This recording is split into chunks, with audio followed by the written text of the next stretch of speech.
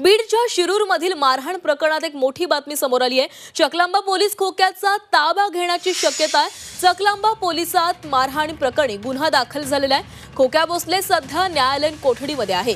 सतीश भोसले उर्फ खोक्या सध्या न्यायालयीन कोठडीत आहे।